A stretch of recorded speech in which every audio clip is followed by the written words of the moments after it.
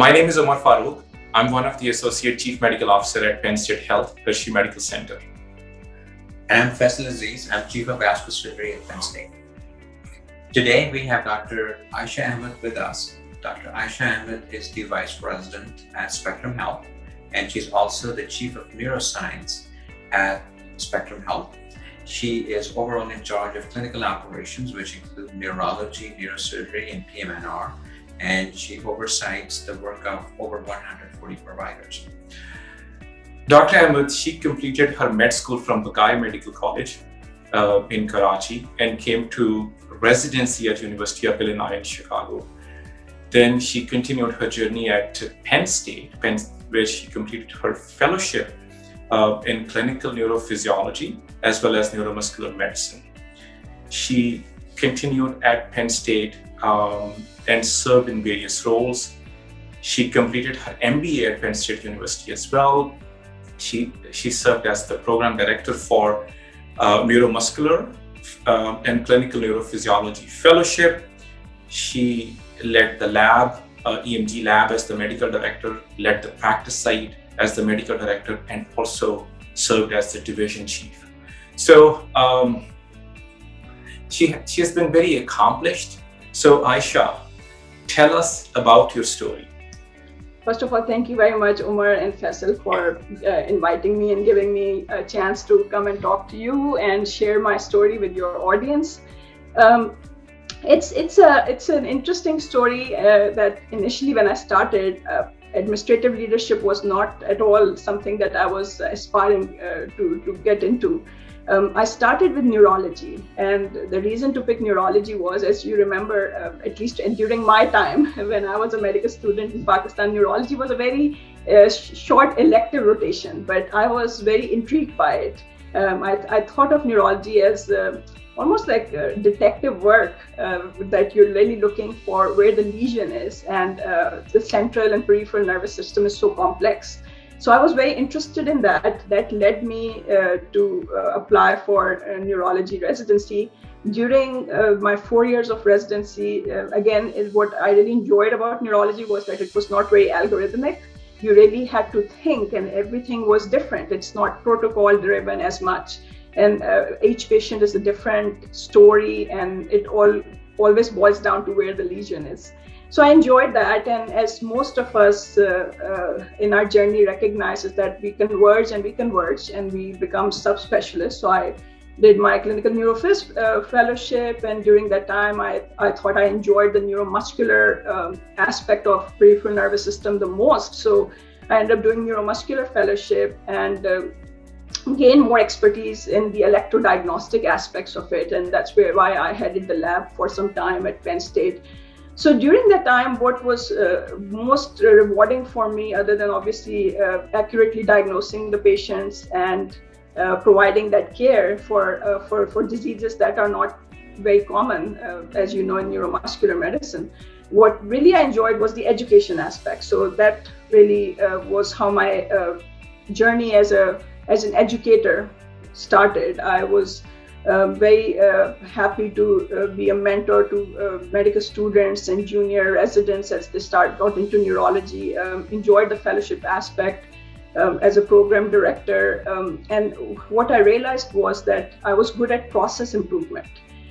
And process improvement is everywhere, whether it's education, curriculum development, it's how we do things in clinics, how we correspond to our seniors, how we really escalate issues, how we communicate to our patients. So I felt that process improvement was something I was good at, but I didn't really know what that meant at that time. So everybody came to me for things that were really not necessarily within my purview, and I would try to solve those things for them. And what I realized was that I was able to simplify and get to some solutions in a way which was perceived by many as not very easy to do. So with those experiences, I recognized I was good in administrative leadership, but again, I still didn't know what it meant for me in the future. So one of the things I recognized though, and this is the insight that I feel that came pretty late, that I had a very microscopic view. I was good at converging, and that's with most of our training. We start with a specialty, then we subspecialize. Within subspecialty, we pick an area of interest. So I felt that I was converging, but at the same time, I didn't have that macro view.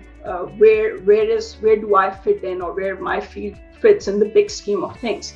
And I recognized that that's a blind spot, and how do I overcome that? And that led me to getting an MBA, and mine was a traditional one. It wasn't an executive one. So I went through 2 years of what everybody else does.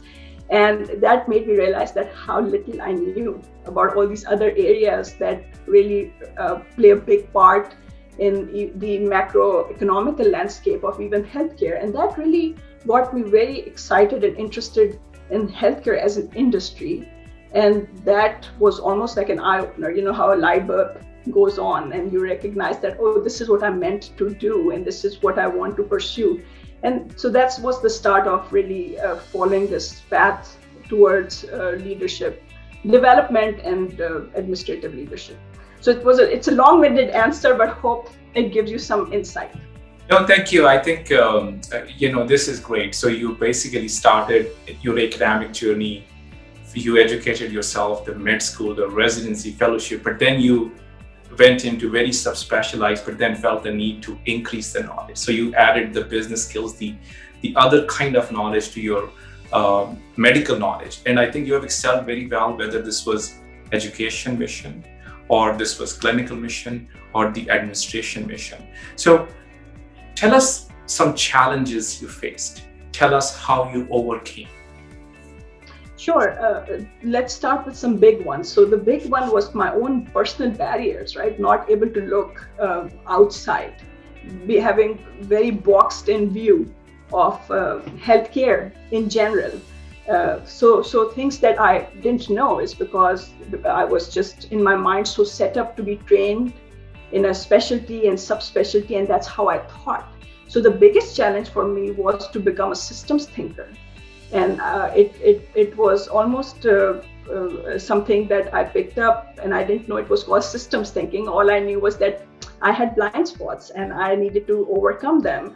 And that has been the biggest challenge. So really, it seems philosophical, but I would say that challenge still exists, that I have to remind myself in many situations to really apply the wide lens. Because it's just the natural tendency for most physicians, because of our subspecialty training, that we learn we are really very narrowed in our focus. And that works really well when you're providing clinical care, because you develop expertise. But in terms of growth as a person, as a professional, or even as a physician, having that wide lens does help us a lot, whether one is just doing a clinical practice or one aspires to have other roles. So I would say that has been a big challenge for me, and it's still in some way is something I have to remind myself when I'm in a particular situation, that wait a minute, I need to apply that wide lens and look at this a little bit more broadly. Smaller challenges would be, and I would by no means think they are small, they have their own value, was mentorship. I think it was not easy for me to find mentors who were in the same area in terms of what I wanted to be or where I wanted to go. Like for example, even now, systems thinking is not an area which most people are well versed in medicine, as you may know well. So again, finding the right mentors was very challenging. And again, what really helped in the end was my own insight that I gained, that I had to find multiple mentors for different parts of that big picture, and not expect one person to be the go-to person for that type of mentorship. So those are two big ones that come to mind. So let me probe you further, Aiesha, on something you said. You put together very beautifully as to how your journey has been through how to become a doctor, how to train to become a subspecialist, and then figuring out the leadership stuff. So you have learned through trial and error how to pass through this message and find something which excites you, that's leading others. As we know, all of us know that the current medical training there's a fundamental flaw. It teaches us how to become good doctors. It does not teach us how to become good leaders. Frankly, not everybody can become a leader either. So what's your advice for younger doctors? How does one determine if he or she is destined to be a leader or not? And B, what can we do as a system to promote those young leaders in healthcare? Yeah, that's a very good question. It's a complex question. I'll attempt to answer this. I think one of the important thing for each person who's on their journey, and even us at our stage, is to take a step back and really look into the why. So one example I'll give you that students will understand, that before we all started medical school, why did we want to become a doctor? We wanted to help others. But how does that change as we go through the medical school, right? It becomes, I like nephrology, or I like neurology. And then within neurology, I want to really focus on myasthenia gravis. So what I'm getting at is that how do we take a step back and try to look at the why in every situation we deal with? And that really helps, because one of the challenges is that because we don't spend so much time thinking about the why, we are perhaps not as articulate in explaining to the others who we need help from as to why we are asking for certain things. What we end up expressing are really like tactical things, not those strategic things that what we really need to never lose focus on. So I think that's one thing, that to take a step back and really think about, why am I asking for this machine, for example, or why am I asking for this letter of recommendation? What am I looking to achieve from this? So I think that's one thing.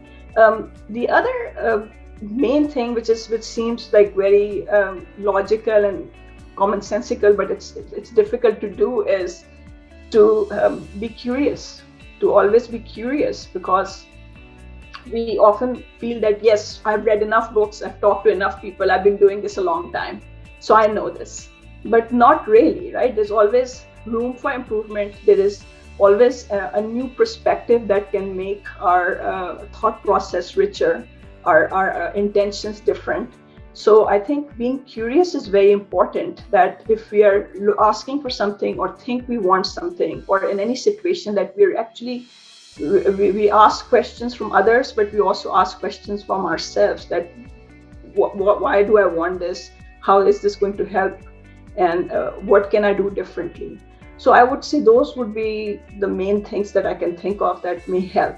And going back to leadership, everybody is a leader in some way, right? There's different ways to look at leadership. It's not necessarily always about titles. Some people are influencers, and that's leadership. Some people are connectors. They connect each other. They connect people across, up, above, or below. And again, that's leadership. So I think it's unfortunate that often people see leadership as something that is always associated with title.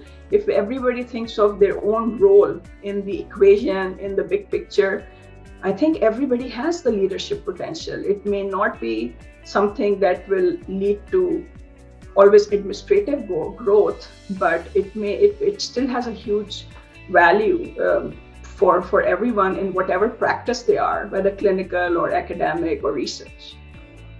Oh, you're right. I think while I was listening, so really self-awareness, looking inside yourself, your self-interest, basically you just go through as, try to discover yourself. Do you have the oomph to do something or not? And I think you laid out some of the principles which might have helped you. I'm sure in the audience, there are many audience who want to go through this leadership journey.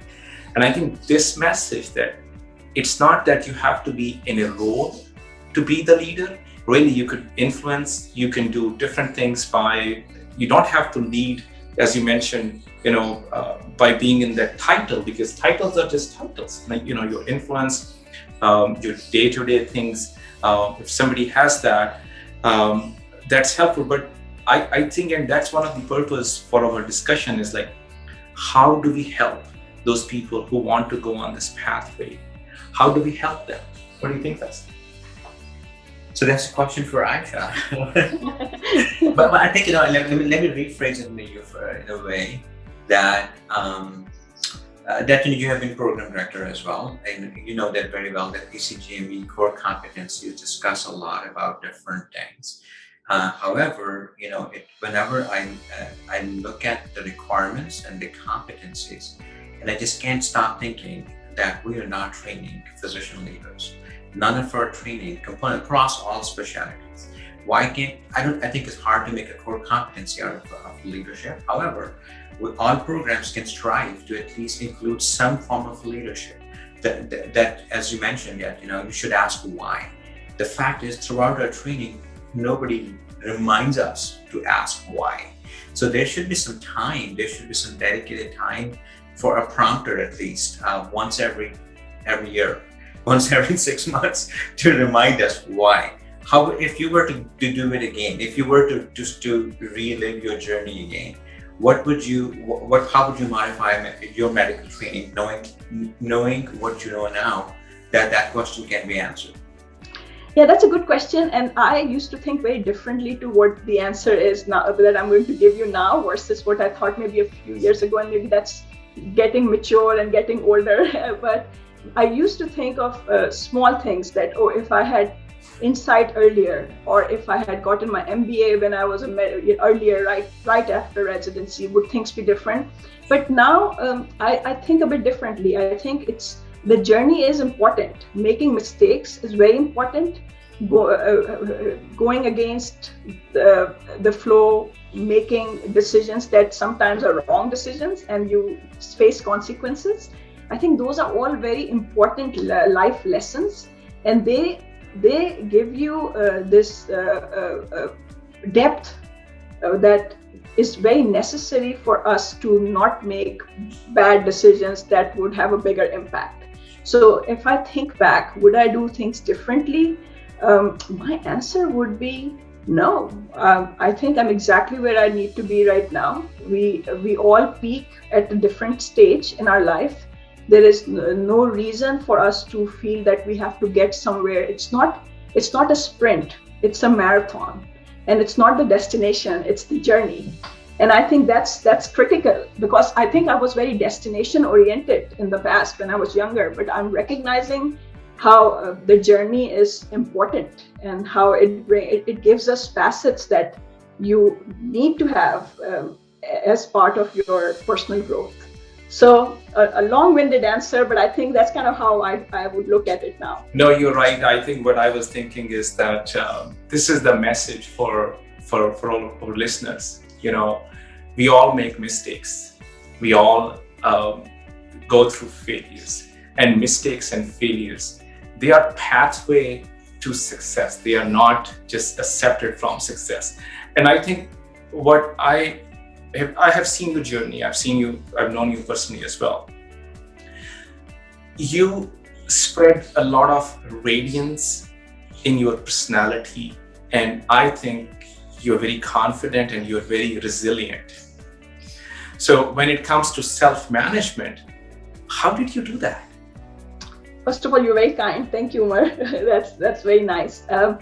Honestly, I have, so self-management is a concept in leadership. There are definitions that, it's again goes back to the why, right? So it's reflection. We just reflect, and we try to understand how our thoughts, how our behaviors influence us and others around us. So I think that's something with time I have just gotten better at. And I think one of the key thing, again, I would still use the same word, curiosity. We must make every effort not to lose that. I think that's the key for self-management. Resilience is that it's tenacity. Most of us are very tenacious. We come to it for training. We are competing with so many. We have many disadvantages from a background standpoint that, most of us, like I had not done any electives in the US when I came here. So I can share a story that the first time I went for my first residency interview, I was dropped by a relative at Union Station, and I needed to get my ticket which he had bought for me, but I needed a printout, and somebody was telling me to go to a kiosk, and I didn't know what kiosk was and where kiosk was going to be. So coming from that background, the other example that medical students may like is that my first day of internship, we had to write the chemistry, the sodium, potassium in a certain way. And that's not how we wrote it in Pakistan. So I remember somebody saying, well, you didn't put it in that, that column thing that you use here. And I didn't know how to. So I feel that all of us are already very tenacious. So we have the resilience we need. We just have to accept it, that yes, we are resilient, we will go through it. And yes, we may get there a little later than others, but we will get there. So I think that's something I have always felt that it's in our DNA in some way because of what we experienced. Most of us have experienced similar, we have our own stories. And then confidence is authenticity in my mind. So I don't see this as confidence, it's just this is who I am. And I will have to be true to myself in order for me to feel comfortable in my skin. So for me, that's what confidence is, to remain authentic to oneself and not try to modify ourselves just to please a certain audience.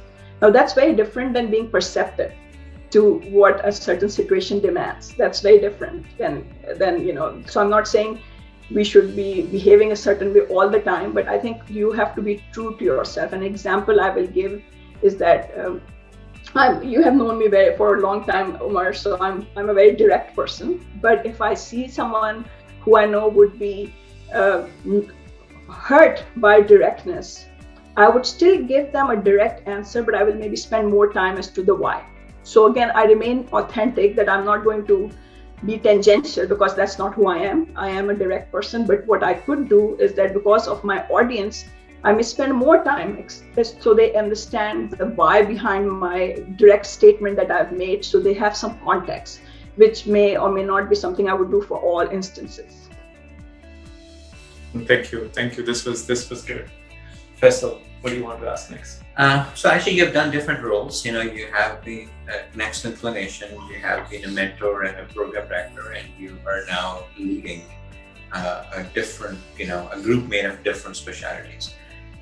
Give us some more insights as to what of these roles excites you the more, has excited you the most, and what lessons have you learned from each of these roles? I think again, it's part of the journey. So the education leadership was very helpful because I wanted to have that one-on-one connections with multiple trainees at different stages of life, and I think that you always learn also. So it's even though people think of traditional mentorship is that you're giving something, but it's actually not. You learn from someone who's early in their stage, their vulnerability, their struggles. They remind you of yours, and sometimes you can give them insight which can help them, and that has a tremendous value. So I think those initial one-on-one relationships were very critical in my ability to develop relatability and connectivity with people. And education is something I will always enjoy. I think that never changes, even though in my role I don't necessarily have to invest a lot of time in that. But I'm just starting an EMG review series for residents in my program because I enjoy that. And again, I want to stay in touch with trainees at that stage in their career when they're early. Other roles, I feel that it taught me a lot about people management, situation management, and how to get your point across in different settings based on who the audience is, because the audience is not always on the same page. They may not always have the same background. So how do you put your point across where you can make an impact and where you can explain things to an audience that has a very different point of view? So I think that has been an important piece of all these different roles. My role now is a lot going back to the lens thing I mentioned earlier, is that I'm just widening my lens constantly. So now I am not as much part of day-to-day tactics and operations. I'm more involved with the strategic aspect, but because of all the other roles I have had, it is actually quite easy for me for the translation part that often is lost for people. So I can translate strategy into tactic better because I have been the tactic person for years. So I think that's what has changed. But I still, with my division chief for each of the area that you listed, so I oversee neurology, neurosurgery, and PMNR, which is physical medicine rehab. I'm able to see where somebody is struggling with tactics, and I'm able to translate it for them because of all the roles I've had as part of my journey.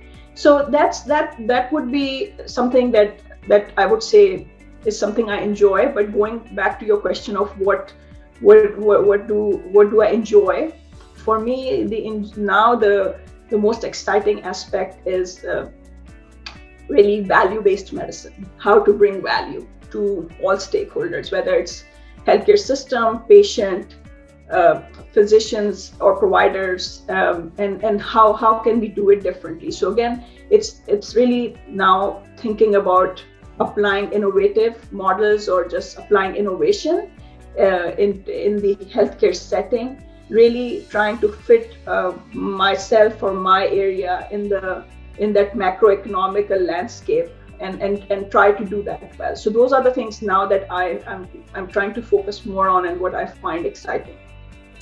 Aiesha, I have two follow-up questions.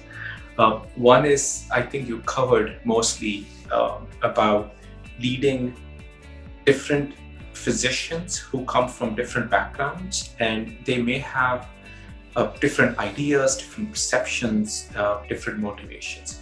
So when you are in conflicting situations, and now I think you can see you have been the tactic person or the leader in the front line. Now your role has slightly changed. So how do you see this now from the bigger lens, and when there is conflicting situation, how do you bring everybody back to the common good, to one point, to the single point? So that's my first question. So then we will move to the mentorship. You mentioned something, so I will probably ask you after you answer this question. Sure. Yeah, so I think what you're talking about is consensus building, and it's always challenging. And I think people, if you look up consensus building definition, there are multiple ones that people see. So often people think consensus building is everybody is on the same page. It's not necessarily true. It's everybody agrees to be on the same page. It's a little bit different. So what it means is that yes, I have a difference in opinion, but having said that, I am willing to move in this direction. This isn't the hill I'll die on. So I think that's what consensus building is, and that's always very challenging. When you have a group of people with different motivations, different backgrounds, it's very difficult to get everybody on the same page. I think it's the way I would say, at least that's my style, which seems to have worked, at least for me, in some of the recent difficult setting, is that I do try to make sure everybody gets to say what they need to say. So everyone should have a voice in the process. It's very important for people to be heard, and I think that's the key thing. Whether at the end of the day the decision is still not what that individual wanted, as long as they get a good opportunity to be heard, I think that's very critical, and they feel that they're part of the team, part of the discussion. So that's one. Two is the why of it, right? Why are we doing this? Why are we saying that we need to move in this direction? So try to explain the why. And then the third piece is this understanding that not everybody will be on the same page, and explaining that to the group, that this is the direction we need to move. This is why we want to move in that direction. And we understand that you may not want to go in this direction, but can you come up with some framework which will allow you to live with that? And we will try to accommodate that. That's the compromise part that you can offer. And then the last one, which I am fairly comfortable doing, where some leaders struggle, is being confrontative. That, setting the tone. This is the direction we're going, and this decision needs to be made by X number, on X date. And I think that's transparency and honesty that people respect. I'll give you an example. We are going through a huge renovation at Spectrum Health, about $38 million ambulatory renovation, but that will complete in 2023. And at this point, we are out of space because we just hired about 40 new providers in my service line. So that means that people will have to lose their offices for us to make space for clinical exam rooms. So this isn't a decision anybody is going to enjoy. So I went through the why, but then I owned it, that this is going to be uncomfortable. We will go through this. We will come out okay in 2023 once we get our space, the new space built. But this is the decision we do need to take right now. And I will be transparent as to making sure your voices are heard for the future planning. And I said, I actually gave up my office too. So I said, I'm going to be giving up my office too. And this is the direction we're going in. So surprisingly, there was no major pushback because, it was a straightforward conversation. The whys were explained and it was fair at the end of the day. So those are some ways for me to manage consensus building. Oh, thank you. Professor, you want to ask your question before I ask my mentorship question? No, I think it's a great example. I think in order for leaders to lead, you have to lead by example. So I think the one message which I hear from this is for students and for younger audiences listening is that that's what authentic leadership is. I'm sure if you decide to keep your office or keep your own office and ask everybody else to quit their offices, that would have not gone that well. However, I think the fact that you led by example, I think that's called authentic leadership. So I think that's a good pearl for your audience. I agree. So I think my next question is also, it may help some of our audience as well. So you talked about having more mentors, like more than one mentor. Mentors are important. They do a lot for us. You're also, the science and the details of the peer mentorship. So maybe if you can explain or help our audience and ourselves understand how this peer mentorship is effective and very, very important step as you find your mentors. Your peers could be your mentors too. So do you want to elaborate on that as well? Sure. So the traditional mentorship is what we all seek out and provide in different settings. So it's junior faculty or students or residents looking up to you, getting input for their career next moves, their short-term, maybe some long-term planning.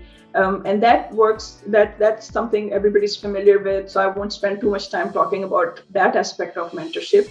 Peer mentorship is a bit different. It's really looking to get input on situations that you deal with, whether they're day-to-day situations, operational situations, or your future roadmap planning type of discussions, where you seek input from someone who is at the same level, or maybe higher, or someone who's in a different type of setting. So for example, someone who is maybe a researcher when I'm a clinician, or if I'm an administrative leader, it is a researcher who is fairly senior in their career. What it does is that, again, it just adds a few layers of complexity to your ability to see any situation, because you may have a simplistic view because of your own background. And going back to what I had said earlier, that you may have blind spots that you don't know, because that's why they're blind spots. That's who you are and that's how you think.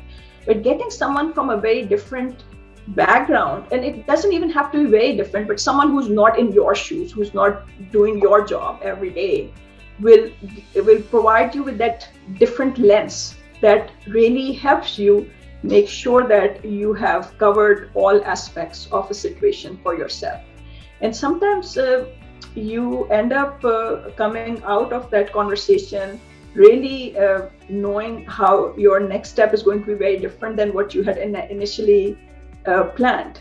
So peer mentorship is, I think, very rewarding. I am involved in that with a few colleagues who I have met over the last 10 years in different settings. And I would say for the most part, 80% of my peer mentorship sessions are with people who are not in the same situation. So I have someone who's a neuro-ophthalmology professor, NIH funded researcher, very different day job than mine. I have someone who is going to be a chair in a different kind of setting than my current setting. So it's an experience where both individuals really benefit a lot by again, going back to the terms I've used before, just to make things consistent, developing that wider lens that you may not have otherwise.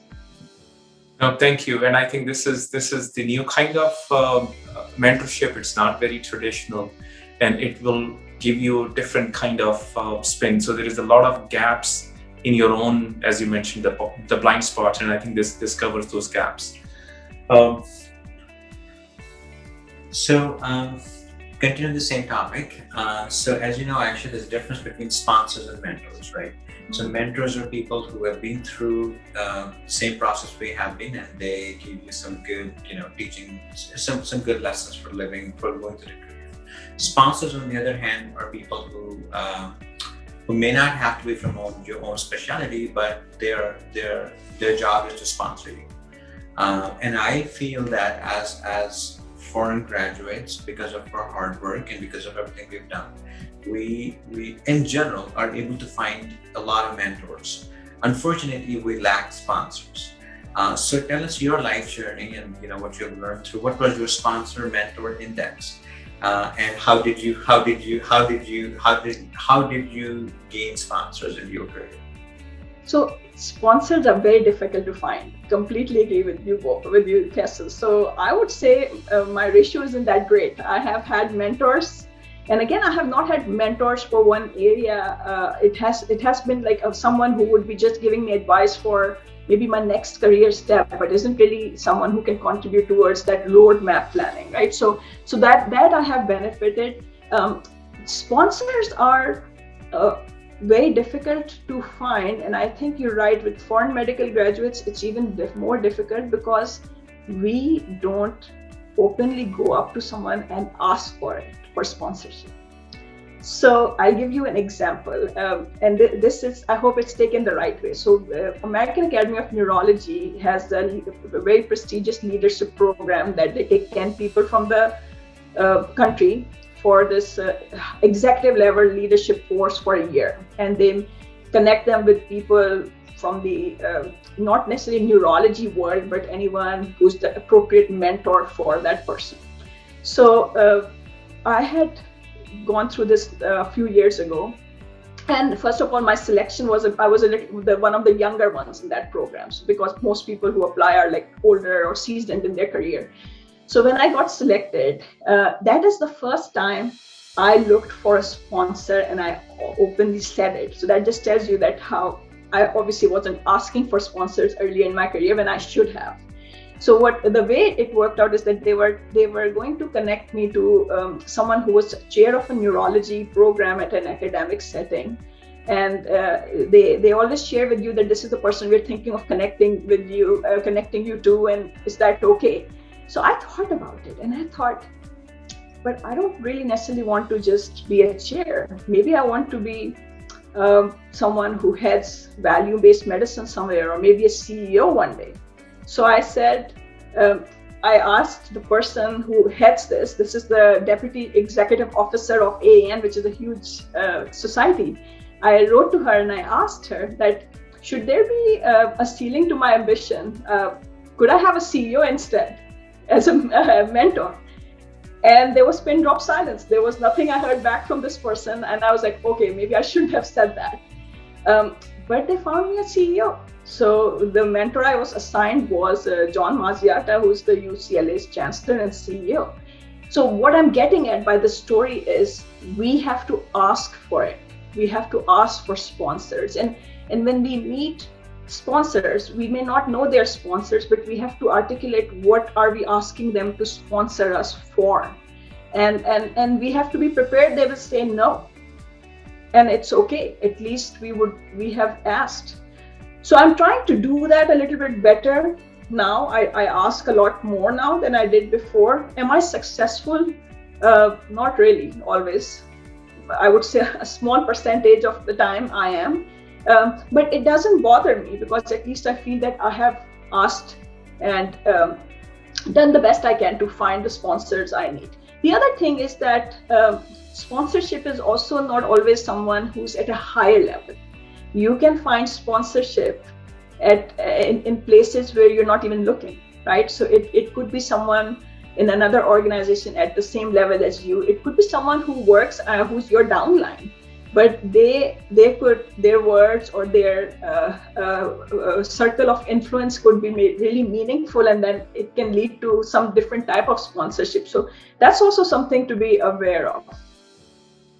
That's a great lesson. I think the lesson which for our audience should be that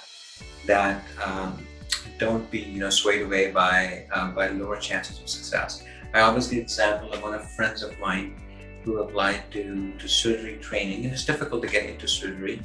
And he applied to over 100 programs, and he got one interview out of 100. And people told him, "Well, your career is doomed. You're never going to meet. What are the odds?" And he took that chance, and he matched, and he's a surgeon today. But whenever we talk about, you said, the odds of success, the odds of asking the people and actually getting the help is low. But that is true. In any great thing that we want to achieve, that is so true. But also truth is the fact that you need that one chance. You need that, even the lesser response people respond to you. That's exactly what you need. So I think it's a powerful story, Aiesha. Thank you so much for sharing your journey and your lessons learned with us. I think we all learned a lot, and we hope that our audience will learn the lesson. Thank you. No, I think the audience, this is important, that come out of your shells. We all get victims of this imposter syndrome. We just shy away from asking. There are opportunities. You come at that why a lot of time. There are opportunities we just don't take. It needs courage, it needs passion, it needs drive, it needs motivation. You seem you are very motivated and driven person. For most of us who have this average level of motivation and drive, how do we maintain that? What's the guidepost? How do we manage through and through? Because there are some tough times and there are some good times. So how do we weather that storm of toughness and bad times? So what's your message for the audience? Like, hey, listen, this is a bad time, but how to go through it? Yeah, well, that's always very difficult. I think a couple of things that work for me is that I've always had this challenge of getting bored easily. So for me, this thinking outside the box, looking at other aspects, the continuous growth where you're getting into new areas within your field or in your industry is exciting, because it makes getting up in the morning and going to work easier. And for me, that's the motivation, that I need to be doing something new and challenging, and for me, routine is not helpful. So I think one has to really look inside and decide what is it that they enjoy. If routine is what one is looking for, then yes, then leadership journey is very difficult. But if one way of maybe breaking out of that routine conundrum would be to again take a step back and ask why are you doing this? Why do you go to work? Is this just so you could do the same thing every day, or is there a bigger reason? And then really try to articulate that big reason to oneself, and then break it down into what steps I need to take to make sure that I reach that. And I think just that reminder to oneself is important. And then the other thing is that patience is important. I am personally not a patient person. And I remember when I was a junior faculty, my chair It's a funny story. There was a access issue. I was an EMG lab director at that time, and I made some changes which were aggressive changes. I made a few senior people pretty unhappy. Now those changes were good changes. It helped the bottom line. It helped the throughputs. The patients were seen better. But he said something to me which I always remember. That he said, "Could you have not done that in a matter of maybe 2-3 months instead of weeks?" And I thought, fair point. I could have done better change management. So I always think of that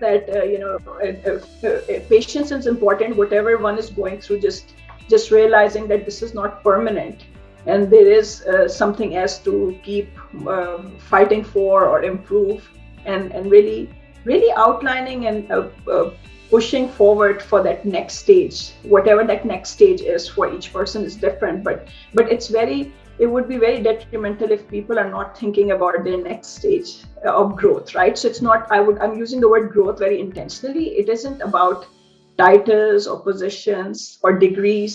It is growth. It's personal growth and professional growth. And I think everybody should be thinking about that as part of their monthly planning almost. So that's beautiful. That actually ties into what our previous interview was with Dr. Arafat, who said that leaders are inherently restless. Yes. He said they fix one thing and then they find another thing to fix and they keep going. But I think that's inherent. But we're finding after talking to different leaders across different fields of life that leaders inherently are restless. They have this urge to fix things, to find things and fix things, and find things and fix things, and keep doing. No, we are actually finding some of those common themes and commonalities, I think, and this is good. This may help everybody to understand that there are some common things if you follow those tracks, or but you need that resilience, you need that dedication, you need that patience, you need that perseverance. It's not easy, but in the end, it's rewarding. So I think winding up, maybe, are there any final comments, final thoughts you have for our students, residents, our junior faculty, junior or would-be leaders, or the emerging leaders? Sure. So I think reflection and self-discovery would be the two areas I would say one should engage in early in their careers. It's crucial. It's very important, and it helps a lot. As Omar pointed out, imposter syndrome. We talked about resilience. Or if you are reflecting, if you are trying to understand yourself, your motivations, your goals, your aspirations, it will be very helpful to overcome those barriers. And then the other thing I would say is that even though people often tell you first impression is the last impression, I completely disagree with that. Do not be discouraged by that. I am in a role which requires me to be dealing with a lot of individuals who are older than me, who are mostly men, who have pretty strong personalities. And if I would put myself in any of those typical stereotypes, I would not do well. In fact, one thing I will share is that I have, in any situations, my people have preconceived notions about me, and I always make them change their mind. And I think that's important to remember, because we often think if we have put across ourselves in a certain way that it will be a lasting impression. That's not true. We can change perceptions. We can change how people view us because we all are growing, and maybe we come across a certain way this year, but maybe we will not next year. So understanding that you are in control. And the last thing I will say is that I'm very influenced by this concept, right? That the first impression is not always the last. If you have some flaws, if you have some deficiencies, it's perfectly okay. We all do, and we can overcome them.